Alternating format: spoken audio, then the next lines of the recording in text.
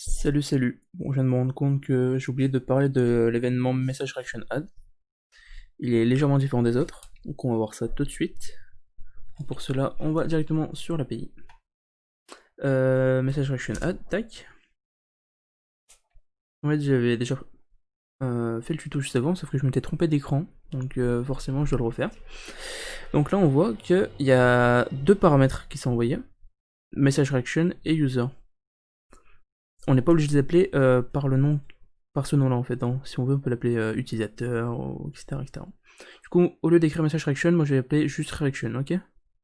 Du coup, on va créer un nouveau fichier ici qui va s'appeler message reaction add.js. Donc dedans, on va réutiliser ce qu'on avait là, tac. Ça, du coup, maintenant on s'en fiche un peu. Et lui aussi. Du coup, j'avais dit, on récupérait deux trucs, donc reaction et user. Donc maintenant, on va voir si ça marche. Donc on fait console.log. Donc user, on le connaît. On l'avait déjà vu tout à l'heure. Avec user.username. Et là, vient de faire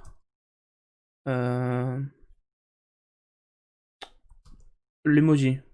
Donc l'emoji, c'est reaction. Maintenant, on peut voir. Hop, on va ici, message reaction. Donc là, on a la reaction. On peut voir le message sur lequel a été fait la réaction. Les utilisateurs qui ont fait la réaction et le nombre de réactions qu'il y a sur le message. Donc là, on peut voir sur emoji. On voit sur emoji, Google emoji, et là, on voit name, ouais, hop. Du coup, on va sur reaction.emoji.name. Et voilà, tout simplement. Du coup, là, on va tester.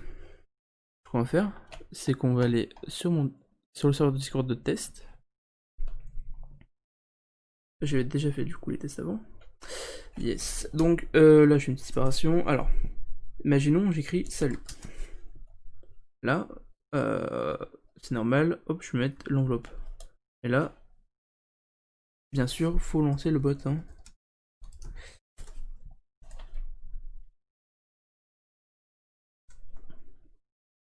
Ok. Maintenant, je refais salut. Et là, il va détecter la réaction. Donc là, il dit, je viens de faire l'enveloppe. Ok. Après, si on veut savoir le channel, on peut faire dans qu'on avait vu direction point message point channel et du coup point name. Après, c'est ce que je connais un peu l'API Discord, un peu beaucoup même. Du coup, maintenant je peux refaire un salut. Il va me dire dans quel salon c'est. Là, il me dit que je l'ai fait dans le général. Et effectivement, c'est vrai. Donc, maintenant, ce qu'on peut essayer de faire, c'est récupérer le message. Donc là, on peut faire un petit console log normal. Là, je pense que vous avez compris du coup comment ça va être fait.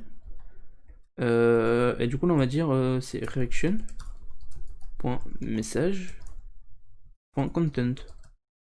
Comme on l'a vu tout à l'heure dans les premiers cours avec message.content. Et donc, du coup, là, pareil, si je fais yo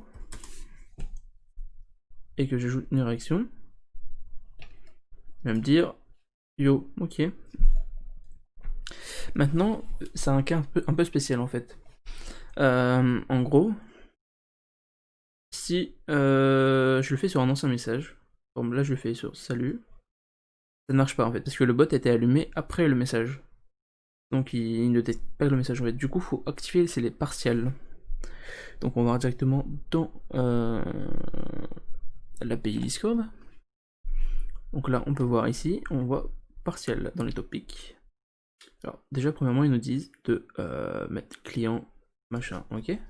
Ça, on l'avait déclaré dans le main.js. Ici, hop. Et voilà, on active les partiels pour les messages, les channels et les reactions. Donc tout ce qu'on a besoin pour le message reaction add. Donc là, je vais mettre ça en commentaire pour le moment, vous allez voir pourquoi. Donc là, il va détecter les nouveaux messages comme avant, mais aussi les anciens. Bon, pour un petit minute du temps à se démarrer. Ah voilà. Donc là, si je mets salut, il détecte bien. Voilà. Mais si je le fais sur yo, qui est un ancien message du coup, parce qu'il a été envoyé avant le redémarrage du bot, il détecte bien aussi. Donc, maintenant, ce qu'on peut faire, c'est essayer de récupérer le contenu du message sur un ancien message. Du coup, on va essayer de faire un petit console log. Et là, j'essaye du coup de le faire ici. Mais évidemment, ça ne va pas marcher. Undefined. Du coup, là, il suffit juste de lire la documentation. Qu'est-ce qu'ils nous disent après? Ils disent usage on warning. Donc, en fait, ils nous disent on va d'abord vérifier si c'est un partiel en fait. Message.partial. Donc, pour cela, on va d'abord faire if message.partiel. Non, on n'a pas de message, il va être undefined parce qu'on l'a pas défini. Donc c'est reaction.message.partiel.